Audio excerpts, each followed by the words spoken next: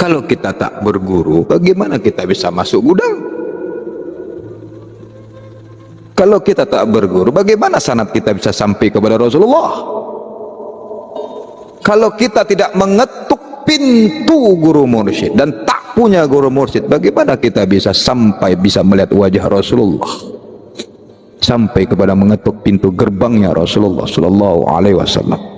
Astaghfirullah Rabbal baraya, astaghfirullah minal khataya, astaghfirullah Rabbal baraya, astaghfirullah minal khataya, astaghfirullah Rabbal baraya, astaghfirullah minal khataya.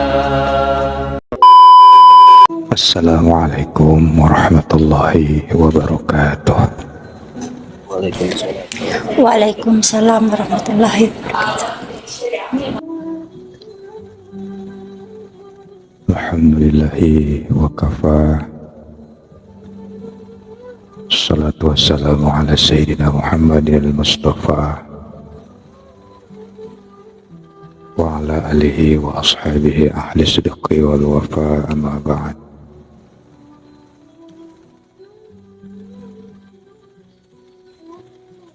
Asyhadu an la ilaha illallah wahdahu la syarika lah, wa asyhadu anna Muhammadan abduhu wa rasuluh.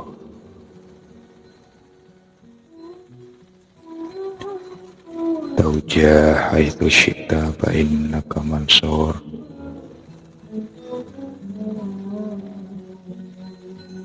La haula wa la quwwata illa billahil aliyyil azim.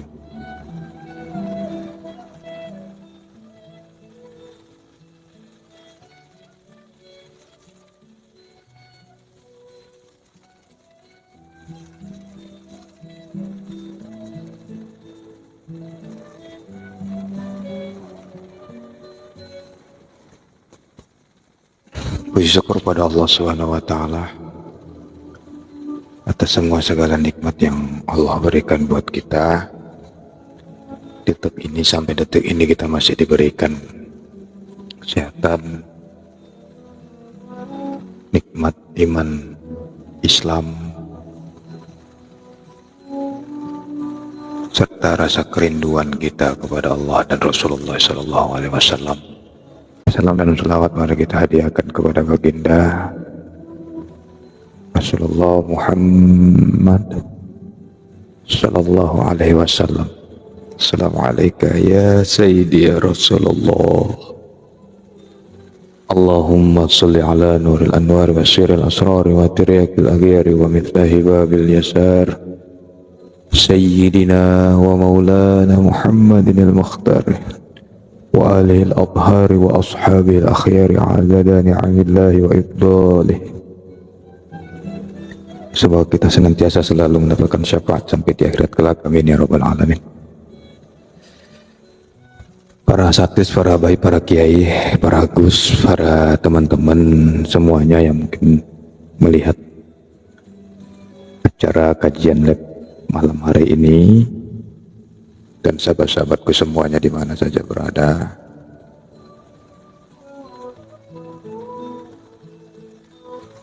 Malam ini kita kajiannya kajian delay ya, kajian tunda, mengulang.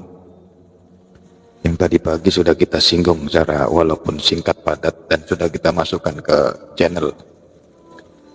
Tapi mungkin tadi siang, pagi menjelang siang itu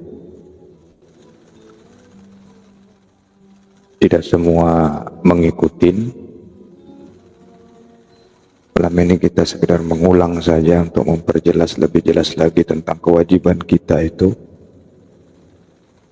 mencari guru mursyid yang sejati. ini memang diangkat ini sangat perlu dan penting buat kita semua, supaya lebih memantapkan kita semangat dalam menuntut mencari ilmu dan menggali ilmu kepada guru-guru kita. Perlu diketahui apa yang kita kaji malam ini, khususnya kewajiban mencari guru mursyid, itu dalam koridor saya cerita di wilayah ketasawufan ya. Walaupun tidak tasawuf pun seharusnya Rasulullah SAW itu kan memang kita wajib menuntut ilmu dari buayan sampai ke liang lahat, dan wajib hukumnya bagi laki-laki dan perempuan. Saya yang mau kita kaji ini dalam wilayah ketasawufan, apalagi tasawuf ini memang hukumnya wajib untuk belajar dan mencari guru mursyid sejati.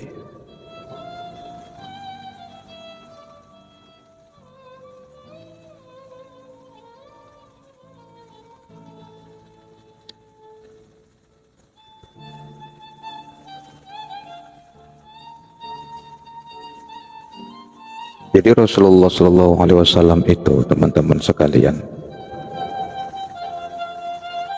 yang sering sekali dibai'ah dan ditalkinkan zikir itu Ali.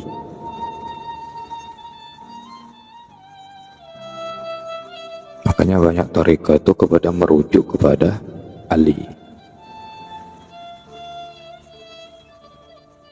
Apa dasar hukumnya? Jadi ketika Nabi SAW itu membai'ah Ali bin Abi Thalib, sahabat sekaligus menantu beliau, itu dalam tercatat dan tercantum dalam hadis yang diriwayatkan oleh Tabrani dan Baihaqi. Jadi begini, jadi tuduhan-tuduhan bahwa baiat itu tidak ada dalil, tidak ada dasar, tasawuf itu bukan Islam, tarekat itu adalah aliran-aliran yang tukang-tukang khayal, dari saudara-saudara kita tuh yang modus seperti itu, kita bukan marah, cuman kita memang harus mau nggak mau menjawab itu. Yang disangka mereka bahwa tidak, kita orang-orang tasawuf itu tidak berdasarkan dalil, akal-akalan, hayal-hayalan. Ya sisi lain kita memakluminya. Tapi dan memang di sisi lain juga kita harus menjawab itu, bahwa tasawuf itu tidak keluar dari Quran dan hadis. Bahkan sebenarnya kalau mau dikaji lebih dalam lagi, justru orang-orang tasawuf itu bukan hanya Quran dan hadis secara tulisan saja, secara yang nyata. Yang kodim juga mereka masuk nyemplung ke dalamnya. Bahkan pengamal Quran itu sebenarnya ulama-ulama kita dari kalangan-kalangan tasawuf. Baik.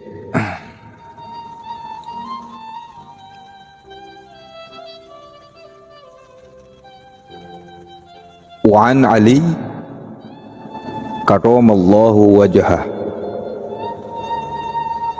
qultu ya Rasulullah ayyut tariqah aqrabu ilallah wa ashaluha ala ibadillah wa afdaluha indallahi ta'ala. Dan dari Sayyidina Ali karamahullah wajahah, beliau berkata, aku katakan ya Rasulullah, manakah jalan, manakah tariqah? Jadi tariqah itu artinya jalan. Ya tariqah, tarikat itu sesuai dengan lidahnya masing-masing sama, nanti jangan bingung lagi. Di tariqah itu bahasa Qur'annya, bahasa Arabnya, bahasa Rasulnya, bahasa baginda. Kalau kita enaknya tarikat. Jadi tariqah itu artinya jalan. Manakah jalan tariqah? Manakah jalan? Manakah tariqah? yang sedekat-dekatnya kepada Allah dan semudah-mudahnya atas hamba Allah dan semulia-mulianya di sisi Allah. Faqala, maka Rasulullah sallallahu alaihi wasallam bersabda, ya Ali, wahai Ali, alaika bidawami dzikrillah. Faqala Ali, kullun nas yadhkuruna Allah. Maka Rasulullah bersabda, ya Ali, penting atas kamu berkekalan atau senantiasa berzikir kepada Allah. Faqala Ali, maka Ali berkata,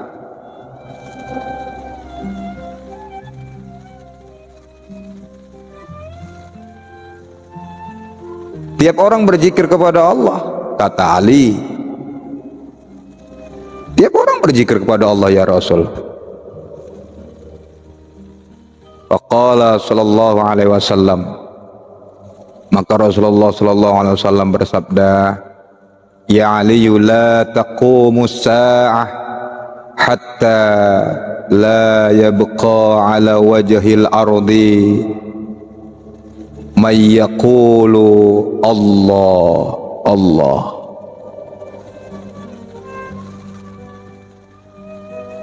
Maka Rasulullah sallallahu alaihi wasallam bersabda, ya Ali, tidak akan terjadi kiamat sehingga tiada tinggal lagi atas permukaan bumi ini orang-orang yang mengucapkan Allah Allah.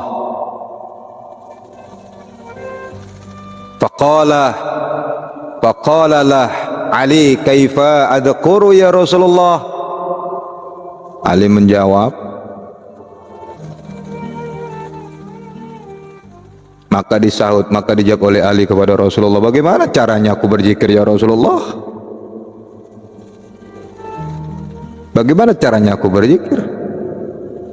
Faqala sallallahu alaihi wasallam, Rasulullah pun menjawab, ghammid ainaika wa alsiq syafataika wa a'la lisanak wa qul Allah Allah.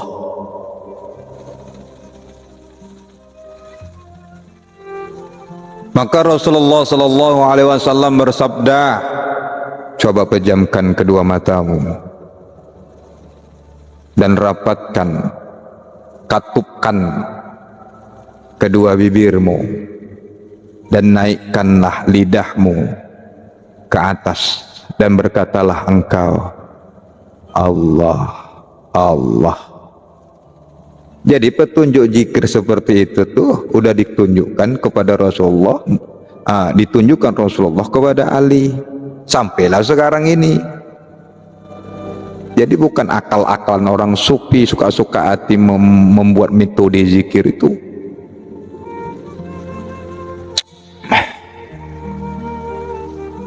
Lantas dipraktekkan oleh Ali. Lidah Ali telah tertungkat ke atas, lidahnya itu dikatupkan ke atas, ke langit-langit, ke mulut ya, maksudnya di atas mulut itu, langit-langit mulut. Dan pastikan lisan Ali itu tidak dapat menyebut Allah Allah. Jadi artinya apa? Ali berarti tidak mengucapkan Allah zikir itu dengan zikir Allah Allah itu dengan lisannya. Maka pada saat itu juga Ali bin Abi Thalib mengalami fana fillah, lebur dia. Jadi setelah sadar dari keleburannya, maka Nabi bertanya kepada Ali mengenai perjumpaannya dengan Allah. Langsung dituding oleh Rasulullah bahwa ditanya bagaimana perjumpaanmu kepada Allah, berarti Rasulullah akan tahu itu. Bagaimana perjumpaanmu kepada Allah? Ali pun berkata, ra'aitu rabbi bi'aini qalbi. Kulihat Tuhanku dengan mata hatiku. Fakultu, dan aku berkata, la syakka anta Allah. Tidak aku ragu, engkaulah antallah, engkaulah Allah. Coba Ali berani nggak mengucapkan pada waktu dia peristiwa mengalami fana itu, cuma sampai situ Ali menerangkan. Jadi fana itu nggak bisa diceritakan, khusyuk itu nggak bisa diceritakan. Ali aja sampai di situ ceritanya. Cuma pada begitu beliau sadar dalam fanahnya, beliau cuma bisa berkata, ra'aitu rabbi bi'aini qalbi. Aku lihat Tuhanku dengan mata hatiku. Fakultu la syakka anta Allah.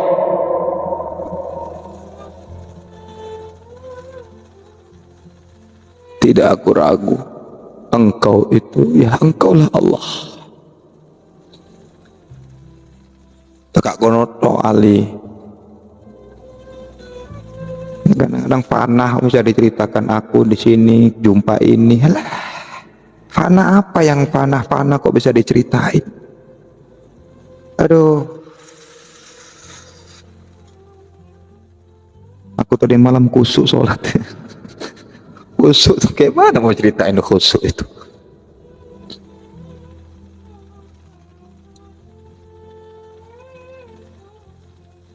Baik.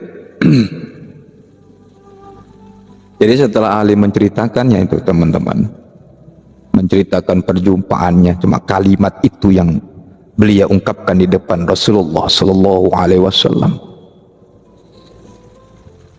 Kemudian langsung Rasulullah itu membawa Ali di hadapan para umat pada waktu itu.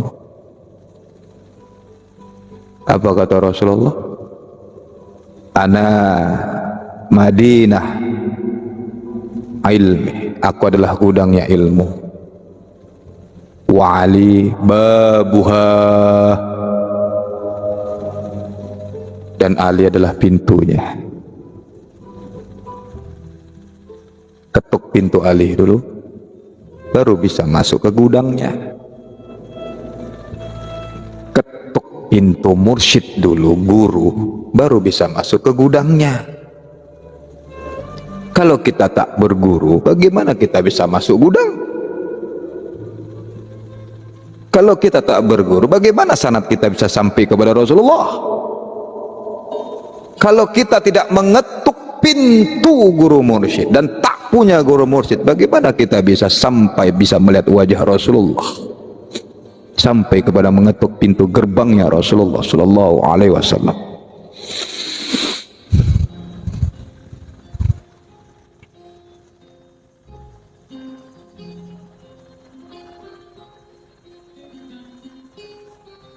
Jadi saudara-saudaraku yang aku cintai, yang aku sayangi karena Allah,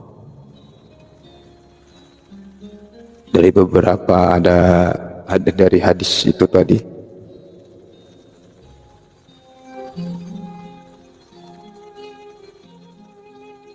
mengindikasikan bahwa Ali bin Abi Thalib adalah sahabat Nabi, sekaligus sahabat yang diberi izin untuk mengajarkan jalan atau ilmu thariqah dengan gelar karamallahu wajhah. Apa itu? Gelar karam bagi orang yang sudah karam, seorang insan yang sudah karam atau fana memandang wajah Allah. Rasulullah lah yang memberikan gelar itu kepada beliau.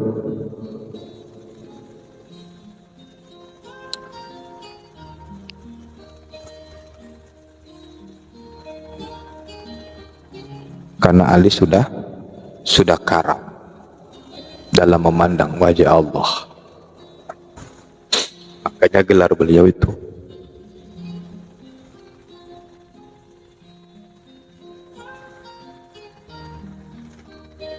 Jadi di sini kita ketahui bahwa ada syarat-syarat utama untuk menjadi guru mursyid atau pemimpin thariqah itu bukan sembarangan juga.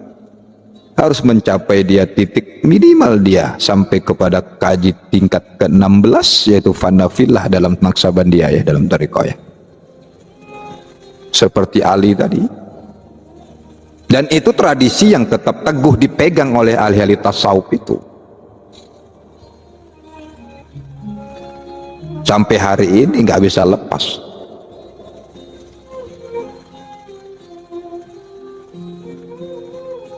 Lantas, kalaupun secara kaji, secara kita logika pun iya juga.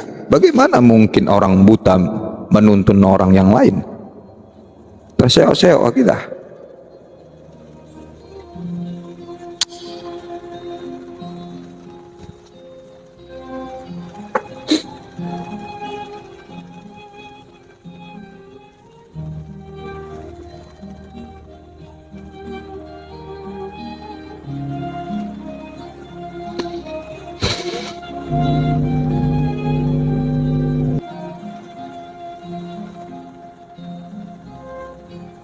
Begitulah ketatnya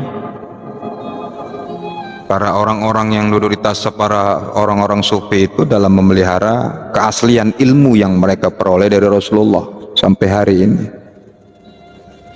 Sehingga bila ada tarikat yang silsilahnya tidak dari Nabi terus ke Ali misalnya, atau tidak ke Abu Bakar, maka tarekat tersebut tidak dapat diterima, putus dia.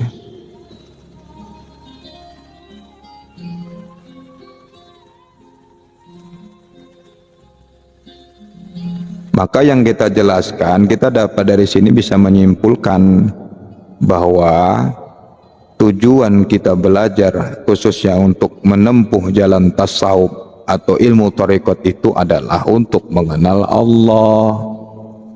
Sedangkan tasawufnya itu bertujuan untuk mengarahkan orang untuk mempelajari ilmu thariqah. Jadi kita masuk thariqah itu bukan macam-macam, untuk mengenal Allah. Kemarin sudah kita singgung, orang belajar tasawuf itu orientasinya adalah untuk taubat, hijrah, membersihkan diri yang kotor ini, membuang berhala-berhala atau najis-najis dalam hati dan batin kita. Jadi masuk thariqah itu bukan kepingin kasap, pingin nengok jin, apalagi pingin tahu gaib. Yo jalan di tempat.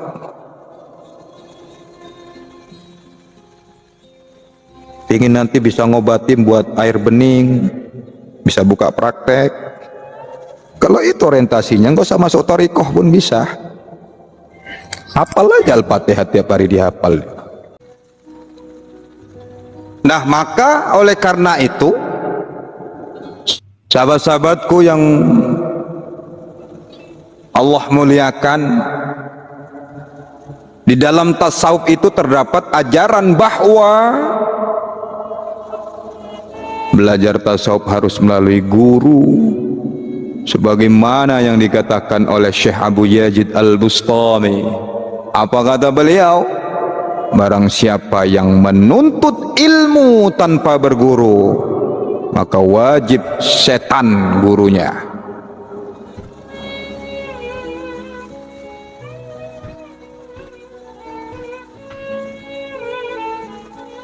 Apa maksud ungkapan Syekh Yazid Al-Bustami ini? Belajar tasawuf harus melalui guru, bahwa tasawuf itu sebagai suatu disiplin ilmu tidak dapat dipelajari tanpa terlebih dahulu mempelajari ilmu thariqah.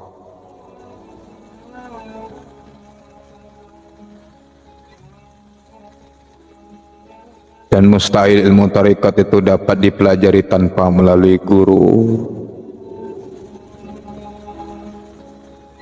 Kenapa? Karena ilmu thariqat itu adalah ilmu yang bersifat praktek. Teorinya di tasawuf, walaupun hakikat tasawuf sebenarnya bukan teori. Tasawuf itu teorinya, prakteknya di thariqah.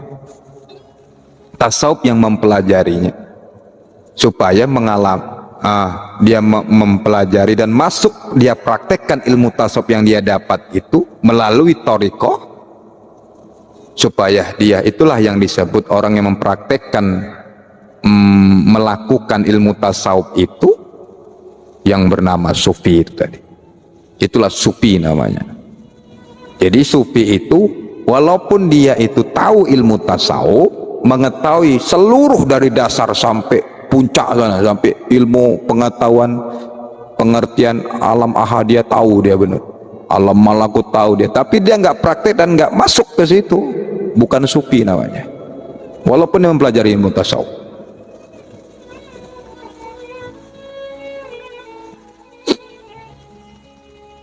Oleh sebab itu teman-teman sekalian semuanya, tasawuf itu sebagai suatu disiplin ilmu tidak dapat berdiri sendiri tanpa didukung oleh ilmu thariqah. Jika kita ingin mengetahui prakteknya bahwa tasawuf itu ya di thariqah itu, artinya kita tidak akan dapat memahami dengan benar ilmu tasawuf itu tanpa dibimbing oleh seorang guru.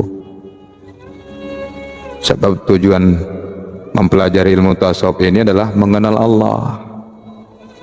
Mengenal Allah.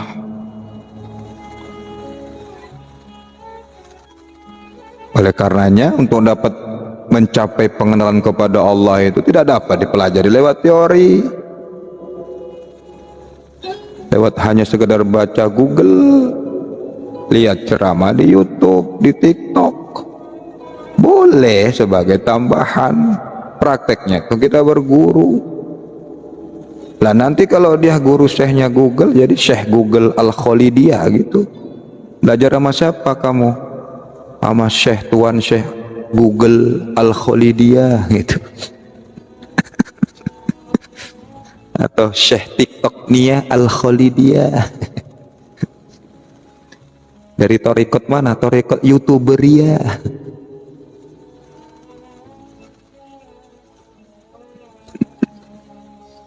Ya iyalah Al-Khalidiyah. Al-Khalidiyah, insyaallah.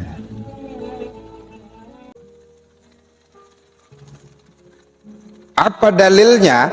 Kok mesti kali kita berguru tuh? Lah banyak dalil-dalil itu. Nggak bertasawuf pun Rasulullah tadi seperti yang di awal tadi ya Bahut katakan bahwa tidak bertasawuf itu tak wajib belajar.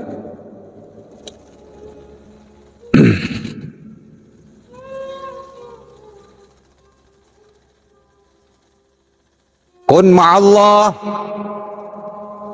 sertakan dirimu kepada Allah. Wa illam takun ma'allah, jika kamu belum dapat menyertakan dirimu kepada Allah, fakun ma'a makana ma'allah, maka sertakanlah dirimu kepada orang yang telah berserta Allah. Fa innahu yusiluka ilallah, maka ia akan menyampaikan kepada kamu pengenalan kepada Allah. Hadis riwayat Abu Daud. Jikalau kita, ini kan anjuran Rasulullah, selalulah kita merasakan kebersamaan Allah. Kemudian lah baik banget Rasulullah kan, kalau kamu belum dapat menyertakan dirimu kepada Allah, maka sertakan dirimu berkawan, cari berguru, itu maksudnya. Dekati orang-orang soleh itu, guru-guru itu, belajar itu kepada orang yang telah serta Allah. Ini udah kita belum tidak bisa merasakan dekat kebersamaan Allah,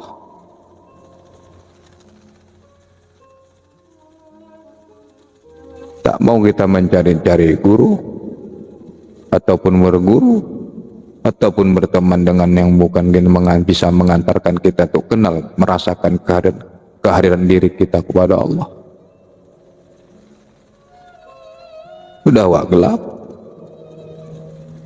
tak ada yang bisa mengantarkan aku kenal kepada Allah, tambah gelap.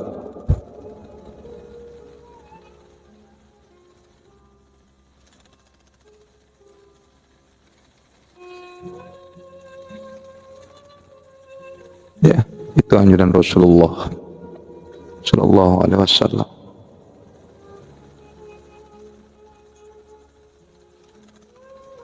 Kita harus menyertakan diri kepada orang yang beserta Allah, yang sudah kenal Allah.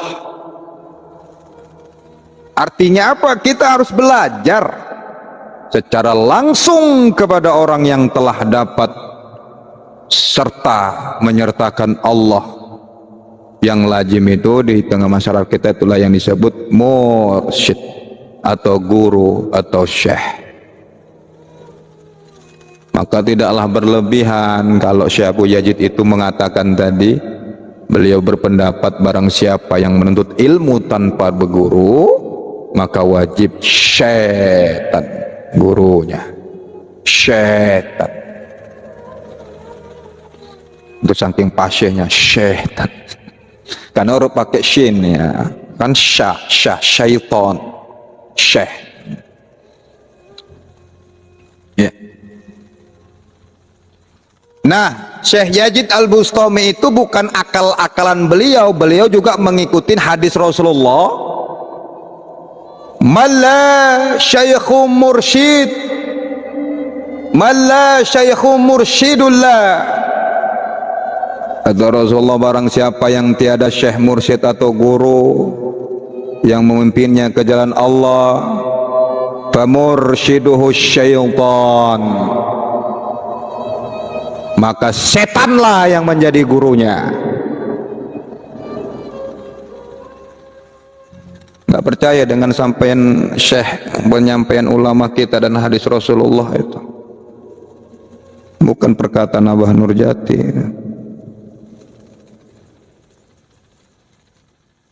Apa maksudnya? Mustahil mereka dapat memahami ajaran tasawuf tanpa melalui guru,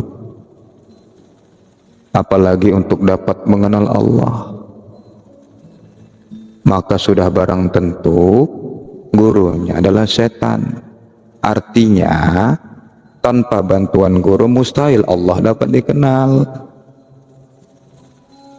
Maka disinilah sesuai dengan apa judul yang kita terapkan malam hari ini, pentingnya bahkan wajibnya kita mempunyai guru pembimbing yang sudah mencapai tahap yang koridornya dengan syarat-syarat yang sanadnya jelas sampai kepada mata rantainya kepada Rasulullah Sallallahu Alaihi Wasallam.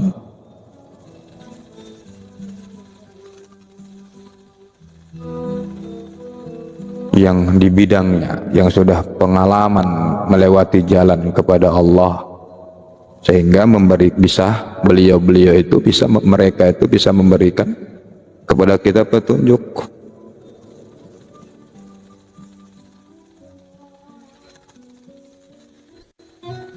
Kenapa? Agar bisa selamat sampai ke tujuan. Itu tadi yang kita bilang, tak mungkin orang buta itu menuntun kepada yang lain. Bahwa udah sesat dituntun sama yang tak tahu jalan, gimana? Apa nggak tambah nabrak-nabrak kita?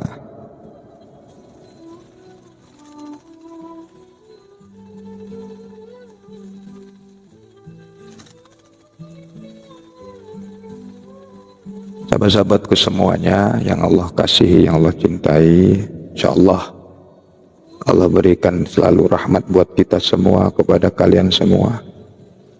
Dengan bimbingan dari seorang guru itu yang berguna untuk menunjukkan jalan yang aman, selamat untuk menuju Allah.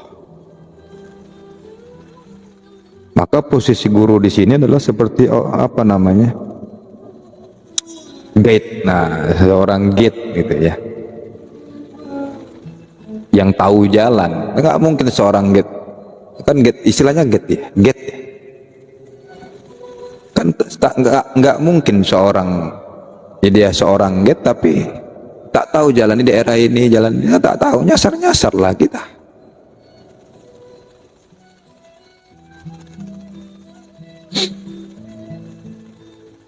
Ya, nyasar lah.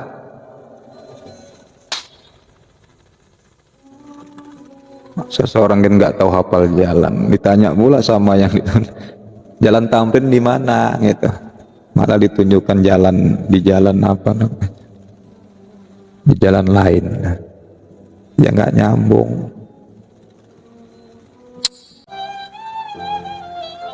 Jadi seorang get itu kan nggak mungkin dia nggak hafal jalan, tak mungkin seorang get itu gaib itu tak hafal jalan. Dia pasti sudah mempelajari jalan ini, yang sudah dia hafal dan yang sudah dia lalui. Lah ini belum pernah dia lalui, itu hanya mengandalkan mentang-mentang zaman teknologi, mengandalkan map Google. Ya dipecat sama bosnya, dia nggak dipakai dia sama turis itu, tak akan dipakai dia. Ngandalkan map Google, tahulah map Google sekarang arahnya kemari, kesasar di kampung orang.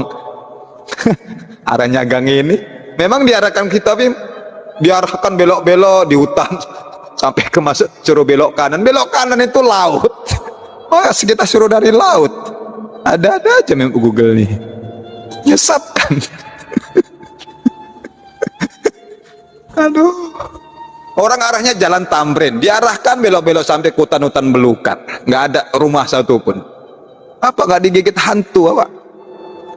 Nggak banyak hantunya ini, lalu tokoi map Google. Akhirnya nyasar begitu, sama itu. Yang nggak pernah dilalui, baiat orang, ngajarin orang, apa nggak bahaya? Kalau cerita fana, aku berada di sini di alam Jabarut.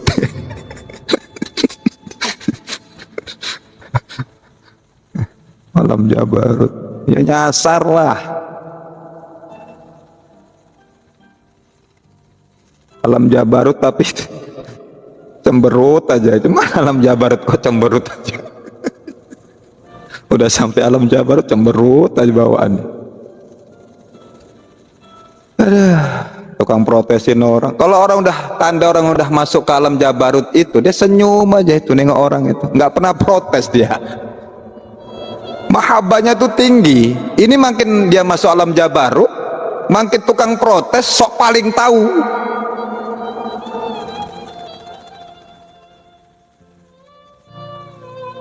Jabarut itu bukan akal lagi yang main, tapi memaklumi siapa yang berbicara. Lihat dulu apa yang dibicarakan, itu baru bisa ngaku ke alam Jabarut, ke Sidratul Muntaha.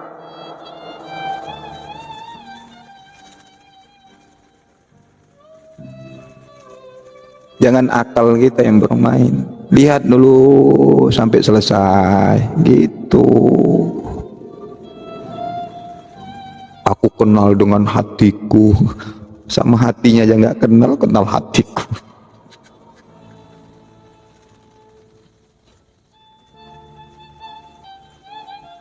Makanya tukang ngopi aja kerjaannya. Google comot, belajar di mana?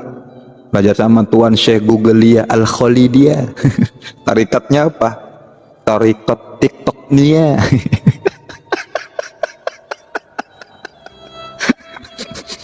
Bagus, tenang aja, udah dengerin dulu, diem gitu, udah gak usah ribut kali.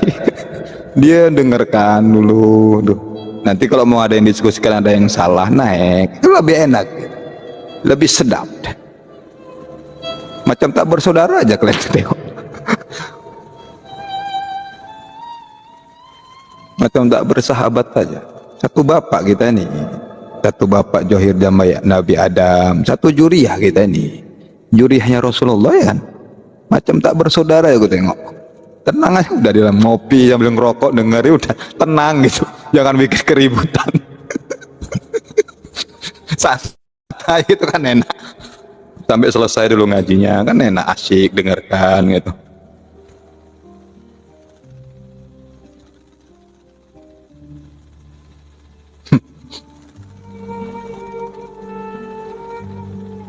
Jadi itu wajib hukumnya wajib, mau nggak mau kita wajib hukum. Sallu ala Muhammad. Nah, yang perlu diketahui, kenapa kita harus memilih jalan thariqah ini, jalan atau thariqah itu, atau belajar tasawuf? Karena guru-guru tasawuf itu beda dengan guru-guru pada umumnya. Itu bisa ngerasain tuh orang yang sudah masuk pernah thariqah itu. Mursyid ini di dalam thariqah itu tidak hanya mereka membimbing secara jasad, habis ceramah selesai tutup kitab, kalian mau apa, yang penting aku udah sampaikan ini, habis itu selesai, yang penting cair. Nggak seperti itu. Guru mursyid itu johir batin 24 jam diperhatikan. Masalah murid-muridnya pun diperhatikan, urusan dunia pun diperhatikan mursyidnya. Walaupun kadang-kadang ya secara metode caranya mursyid kita itu, cara mereka sendiri untuk memperhatikan murid-muridnya, nggak semua sama. Bukan berarti dimanjakan. 24 jam itu bukan hanya habis ngajar ceramah selesai besok masuk lagi, enggak. 24 jam rohani, namanya rohani.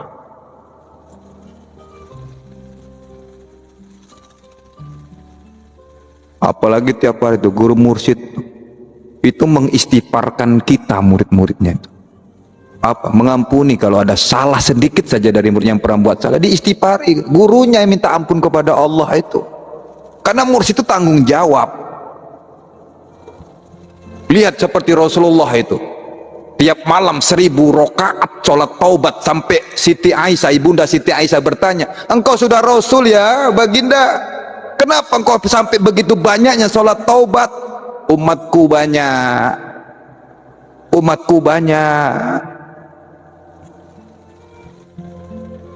Mereka itu banyak yang melakukan, ada yang lalai. Maka tugasku, aku sholat taubat ini untuk umatku, supaya Allah mengampuni umatku. Coba kayak manalah kurang cintanya Rasulullah kepada umatnya. Kadang-kadang umatnya suruh selawat aja malas. Selawat aja, apalah susahnya berselawat nyebut nama beliau. Dan hakikatnya untuk kita sendiri sebenarnya, ke diri kitanya selawat itu. Dan juga nggak butuhnya sebenarnya sama Rasulullah itu. Untuk kita, apalah butuhnya sama Rasulullah? Rasulullah dari surga, udah dijamin. Nabi Muhammad SAW bin Abdullah itu. Untuk kita sendiri ya sebenarnya pun nggak mau. Cuma Allahumma sholli ala sayyidina Muhammad pun kadang-kadang kita malas. Tapi kalau untuk urusan dunia, dagangan, selawat. Dagangnya laris, lupa selawat. Untuk nyari kerja, selawat sampai 1000. Dapat kerja udah enak, duduk di kantor, lupa selawat. Mau jadi caleg, selawat. Udah duduk di caleg, lupa selawatnya. Namanya juga manusia, iya. Ini makanya kita bilang supaya nggak jadi manusia, menasihatin ini, jangan sampai lupa. Jangan urusan karena urusan dunia aja kita selawat. Urusan perut berselawat. Perutnya udah kenyang, lupa berselawat.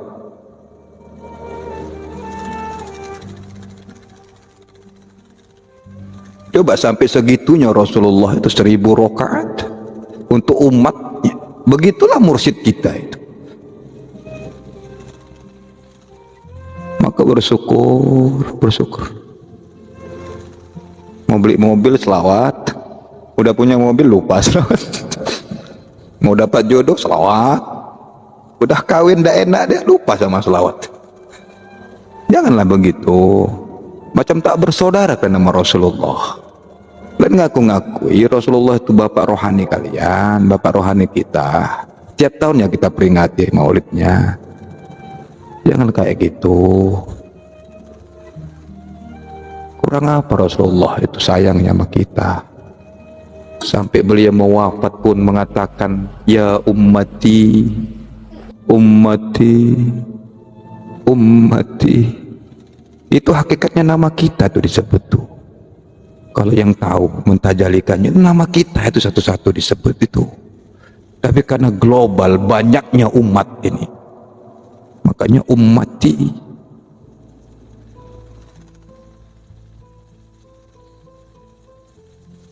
Rasulullah selalu ingat kita.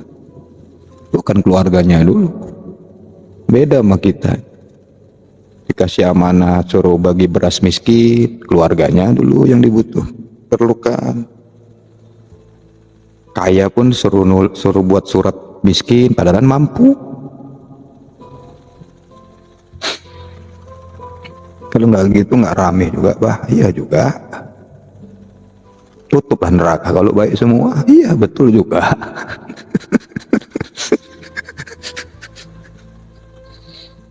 Suruh ngurus aspal, makan aspal. Nggak ada sejarahnya singa segaris-garisnya singa, serakus-rakus serigala makan aspal. Ini ada manusia aspal pun dimakan. Suruh ngurus hutan jadi orang hutan.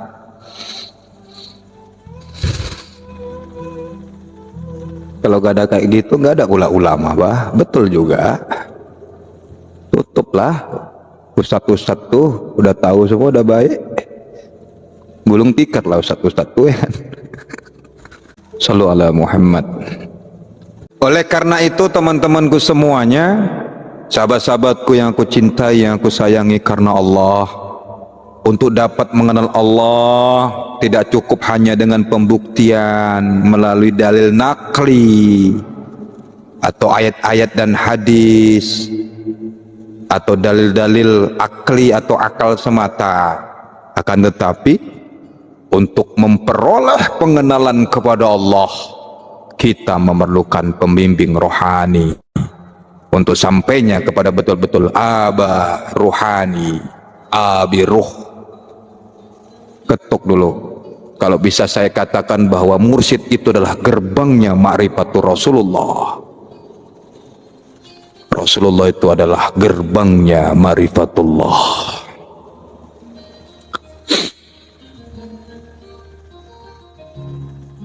Harus memerlukan pembimbing rohani yang akan membimbing kita agar kita mengenal Allah. Kalau tingkatan ma'rifat itu agar kita dapat menyaksikan Allah.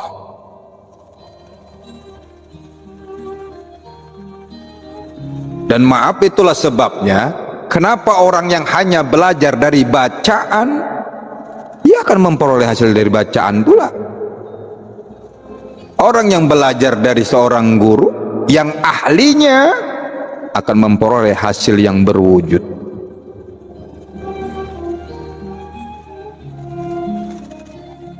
Jangankan ilmu ma'rifat kepada Allah yang sangat halus dan tak terhingga hebatnya, ilmu biasa pun seperti yang Abah ungkapkan tadi di atas, di awal tadi, ilmu biasa pun kita harus mempunyai guru yang ahli.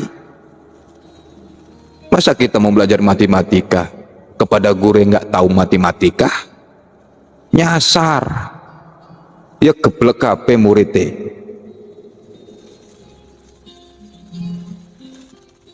Sakit gigi ke dokter gigi, jangan ke dokter mata.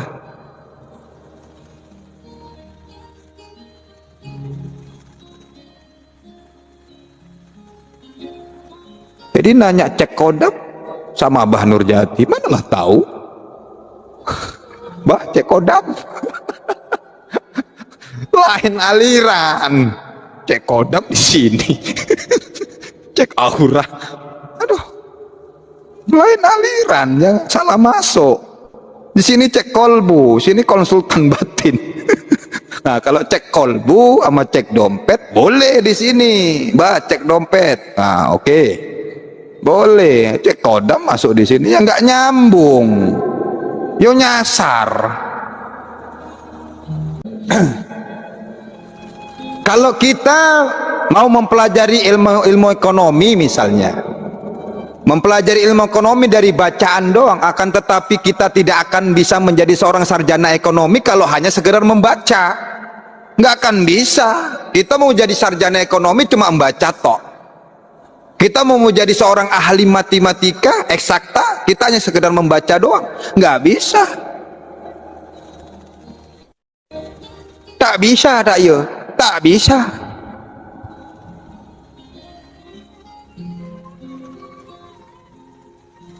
Kita harus memerlukan guru, dosen yang membimbing kita. Makanya di universitas, di fakultas itu ada dosen pembimbing.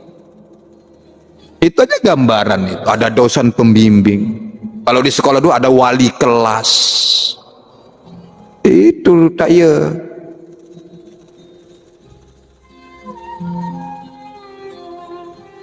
Itu gambaran kalau dikaji. Oh, ada guru, dosen pembimbing. Dulu di sekolah ada wali kelas. Ya.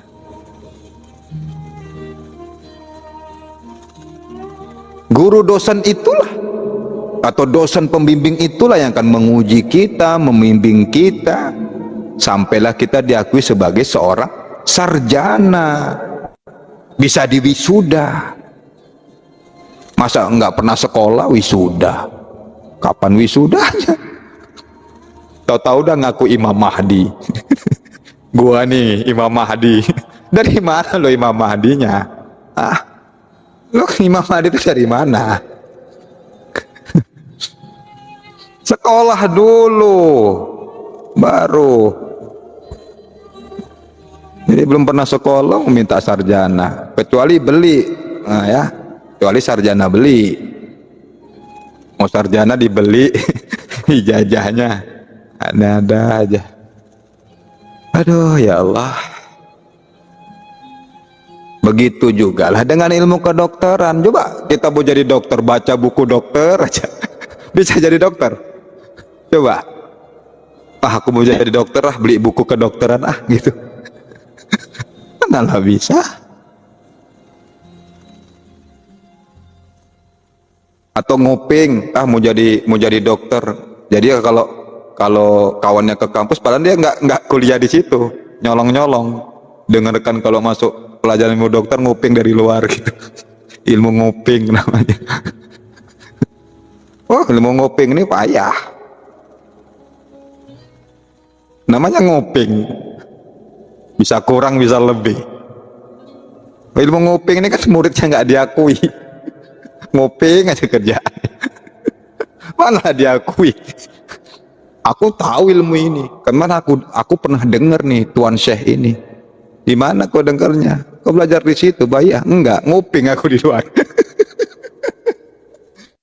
Cuman lah kamu jadi dokter nguping, nggak kuliah. Kuliah lah biar jadi dokter, bukan hanya bisa baca buku doang. Kita tidak akan bisa jadi dokter. Dan nggak diakui sebagai dokter kalau kita hanya membaca dan tidak punya guru dosen.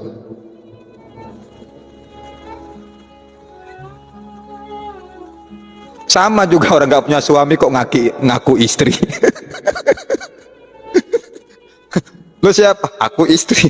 Suamimu siapa? Nggak ada. Ya bukan istri namanya. Ada aja. Kok ngaku nggak punya suami, kok ngaku istri, nggak punya istri kok ngaku suami. Bilang aja sendiri, kenapa? Sekarang kan kebalik, ngaku istri nggak punya istri, aku suami nggak punya suami, kan kebalik ini dunia ini. Aduh, kacau kali memang.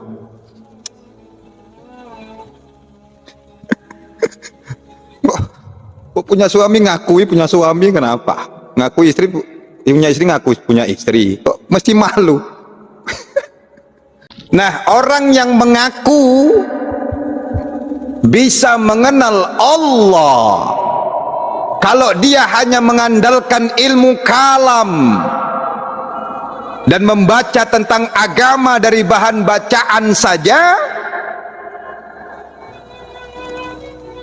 dan dia mengingkari posisi penting seorang guru, tidak lain karena kesombongan semata,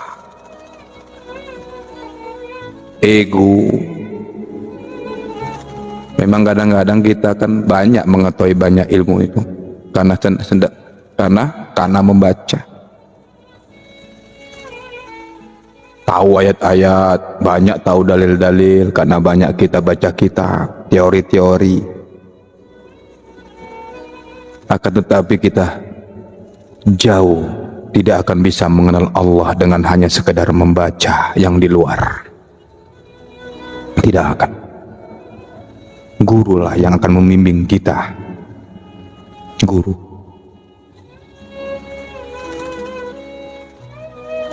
Guru mursyid itulah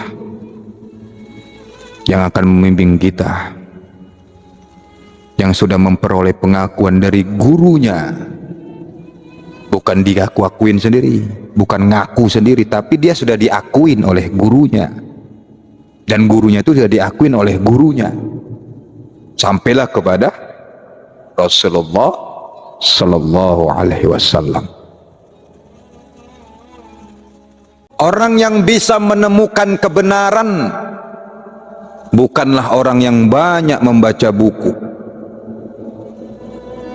karena terkadang semakin banyaknya dipelajari, kadang-kadang justru tanpa sadar menjadi dinding tertatap, hijab antara kita dengan Allah. Dengan apa kita bisa mau berguru itu? Hanya kerendahan hati saja, benar. Kalau membusungkan dada nih tak mau gitu, apalagi dia sudah tahu ilmu, banyak ilmu yang tahu, kitab banyak. Kalau tak ada kerendahan hatinya dan sikap mau belajar ataupun mencari yang menyebabkan seorang itu mengenal Allah, sulit.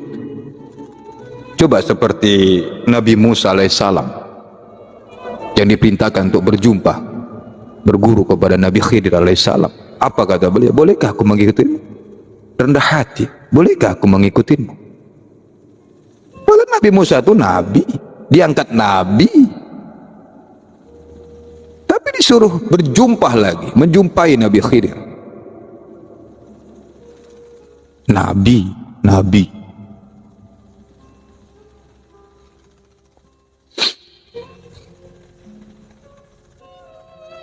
Imam Ghazali juga mencari seorang syekh yang menunjukkan beliau ke jalan kepada tasawuf.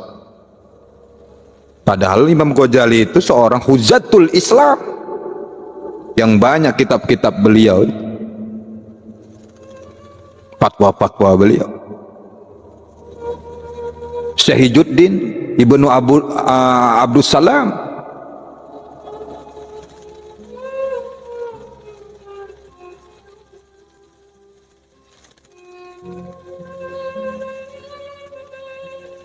Syahijuddin ini pernah bergabung dengan berguru kepada Syekh Abul Hasan As-Sajali.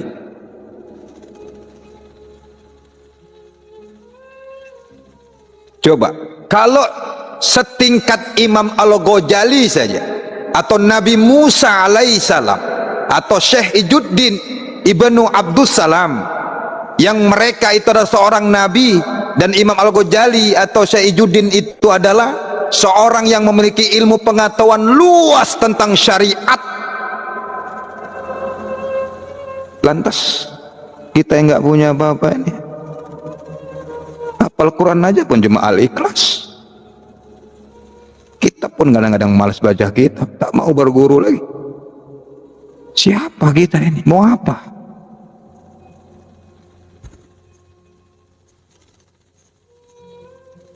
Maka tidaklah berlebihan seorang tokoh-tokoh sufi itu, saudaraku yang Allah muliakan. Ulama-ulama sufi itu mengatakan bahwa mempelajari ilmu tarekat itu wajib hukumnya, sekalipun ulama besar.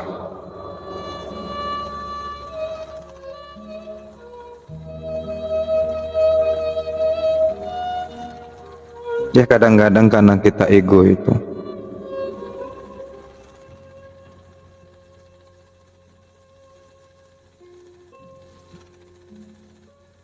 kenapa? Karena tanpa bertarekat mustahil kita dapat mengenal Allah, titik.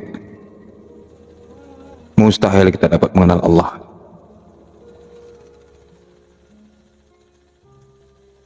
Sudah tentu jelas sesat orang tidak kenal Allah.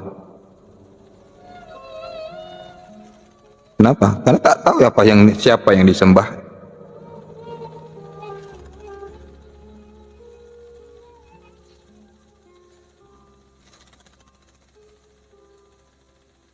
La tasihul ibadah illa bima'rifah bima'rifatullah. Tidak sah amal ibadah tanpa mengenal Allah. Dari namanya, dari sifatnya di awal, baru zatnya. Itu prosesnya di situ. Ya sholat aja terus. Yang penting sudah mengenal namanya dulu. Nanti belajar lagi terus naik kepada mengenal sifatnya. Bukan jangan diterima mentah-mentah juga. Wah, untuk apa kalau kayak gitu? Aku belum kenal Allah sholat. Enggak begitu juga pemahamannya. Ya sholat aja terus sampai kau jumpa dengan Allah, sampai kau kenal dengan Allah. Karena Allah juga yang mengenalkan dirinya. Aku kenal Tuhanku dengan Tuhanku juga. Itulah yang diucapkan oleh Ali bin Abi Thalib.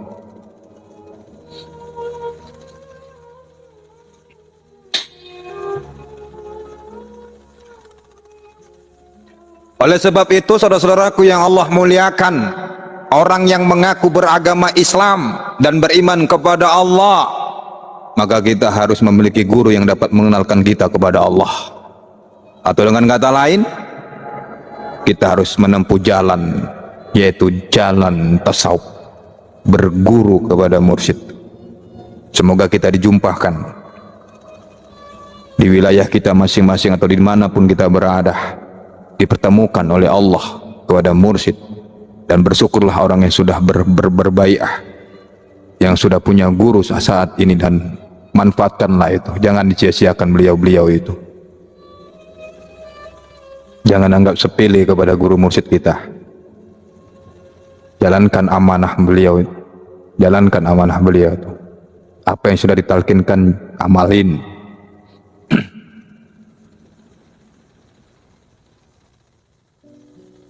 Coba lihat apa yang dikatakan oleh Imam Malik sebagai renungan buat kita semua. Imam Malik berkata, man tafaqqa bi ghairi tasawwuf faqad tafassak, wa man tasawwuf bi ghairi tafaqqu faqad tazandak,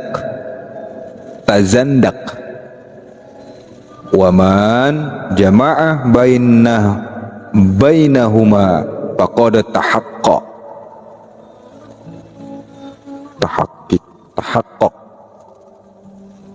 Barang siapa, kata Imam Malik, mempelajari fikih saja tanpa mempelajari tasawuf, maka dihukumkan fasik. Dan barang siapa mempelajari tasawuf saja tanpa mempelajari fikih, maka dihukumkan zindik. Apa zindik itu? Menyimpang dari ajaran agama.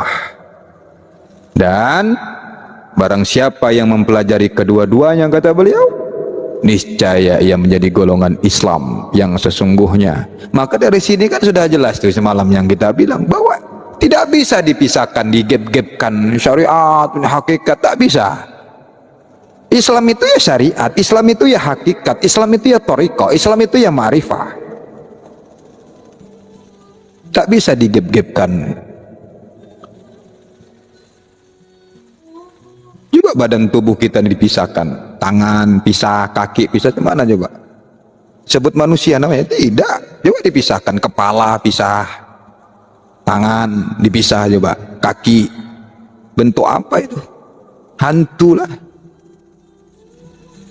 Ya hantu, nggak ada tangan, nggak ada kepala, nggak ada kaki. Begitulah itu Islam itu lengkapnya. Tak bisa dipisah-pisahkan.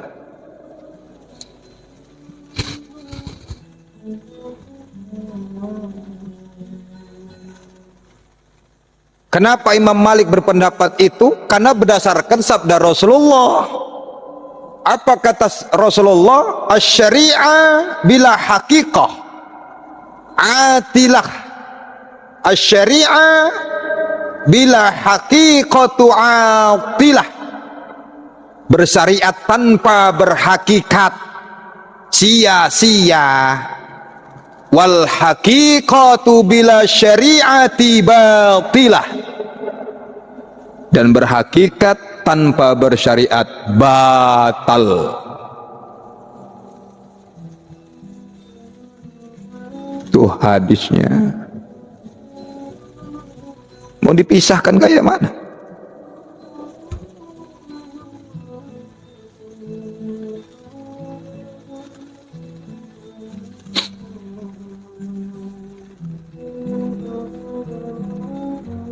Maka teman-teman semuanya, tidak ada alasan bagi kita untuk tidak mencari guru pembimbing itu. Tidak ada alasan. Tidak ada alasan. Apapun alasan.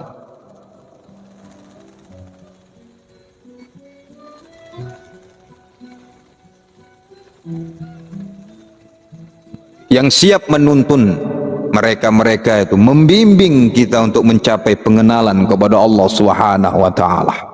Maka untuk itu carilah oleh kita guru yang benar-benar yang di bidangnya, yang sudah mengalaminya, yang tidak hanya pandai ngomong tentang teori ketuhanan, tetapi juga mereka yang ahli dalam praktik bertauhid, yang dapat mengenalkan kita kepada Allah Subhanahu wa ta'ala, sehingga kita dapat beribadah secara khusyuk karena kita telah mengenal Allah yang kita sembah.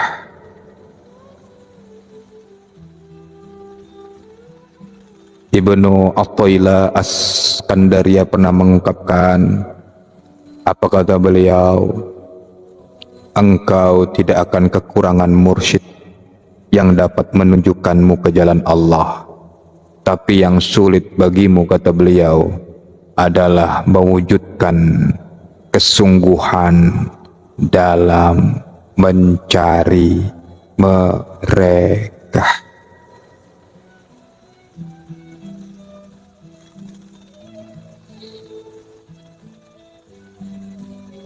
Sebenarnya mursyid itu apa sih, Bah?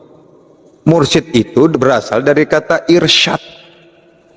Kata kerjanya arsyada, yursyidu. Mursyid itu isim fa'il. Kata kerjanya itu arsyada, yursyidu, yang berarti membimbing, menunjuki. Kalau bahasa Quran, di Quran itu irsyad, petunjuk, mendapatkan huruf mim, mursyid. Berarti mursyid itu adalah yang mengajari kita, membawa kita ke jalan Muhammad, untuk menjadikan kita Muhammad. Arti Muhammad apa? Terpuji. Jangan bayangkan jadi Muhammad seperti Nabi Muhammad bin Abdullah, bukan begitu. Mengajari kita tuh menuangkan sifat-sifat terpuji itu. Arti Muhammad itu kan yang terpuji artinya. Bukan mengharapkan pujian dari orang, tapi diakui oleh Allah bahwa sifat-sifat tercelah dalam diri kita itu berganti oleh sifat terpuji itu tadi. Bisa dipahami ya kalimat saya itu tadi ya? Jangan salah nangkep ya. Bukan untuk jadi aku Muhammad gitu. Bukan kayak Nabi Muhammad bin Abdullah.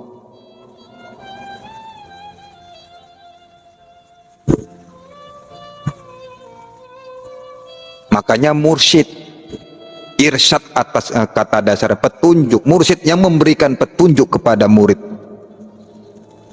Jadi mursyid itu yang sudah berjumpa kepada gerbangnya, maka kita masuk, ketuk masuk ke gerbang, berbaiat kepada mursyid itu, kepada guru itu tadi.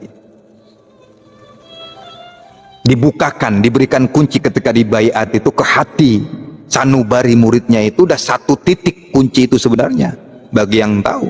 Maka bersyukur orang yang saat ini, teman-teman yang sudah dibaiat oleh seorang guru. Kenapa? Udah dibukakan hati sanubarinya itu, percikan cahaya yang ada pada guru mursyid itu dituangkan, ditransfer ke muridnya. Jangan sia-siakan itu. Ah, ngayal itu, Bah. Iya, suka hati. Mau bilang ngayal. Penting apa yang gue sampaikan, gue sampaikan. Dibilang ngayal, terserah kalian lah. Sesuai dengan pemahaman masing-masing. Ya.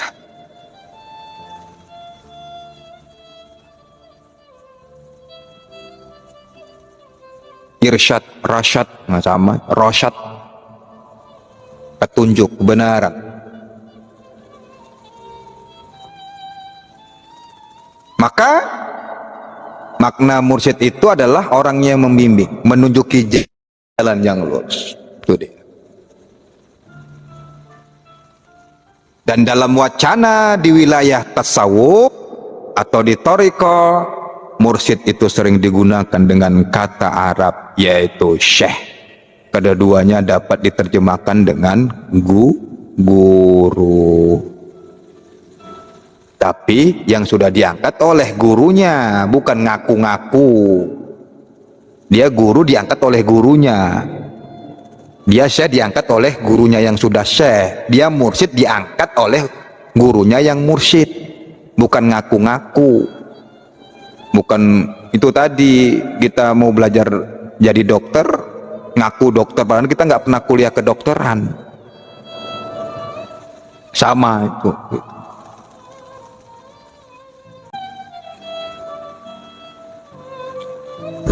Ini aja yang bisa saya sampaikan ya, mudah-mudahan bermanfaat tentang, mudah-mudahan jelas ya. Jangan bangga dengan banyaknya sholat, jangan bangga dengan banyaknya puasa. Puasa pun Daud kau tiap tahun, setahun sekali, Senin Kamis sampai 3 tahun kau laksanakan, tapi kau tak peduli dengan orang miskin dan anak-anak yatim. Tak dicatat namaku sebagai hamba pencinta Allah. Tak ada itu.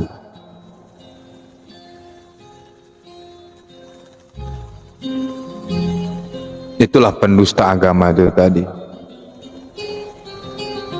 Dusta agama kita ternyata selama ini. Araital ladzi yukadzibu biddin, kata Allah, tahukah kamu orang yang mendustakan agama? Fadzalikal ladzi yad'ul yatim. Orang-orang yang menghardik yatim. Wala yahuddu ala ta'amil miskin.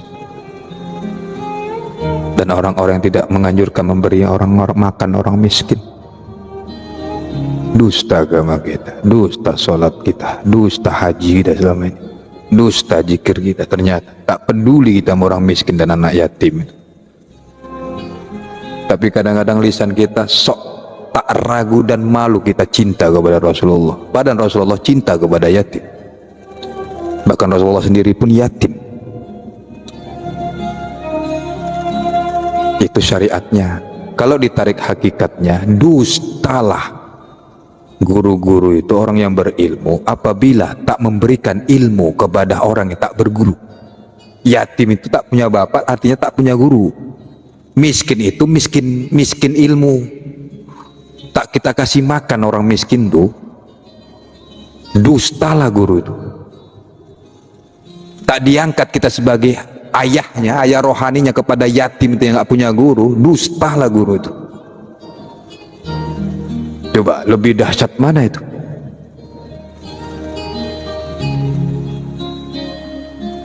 Semoga bermanfaat. Mohon maaf kalau ada kata-kata kalimat dari lisan ini yang menyinggung perasaan teman-temanku semuanya, atau pembacaan-bacaan hadis tadi ada ayat-ayat yang salah.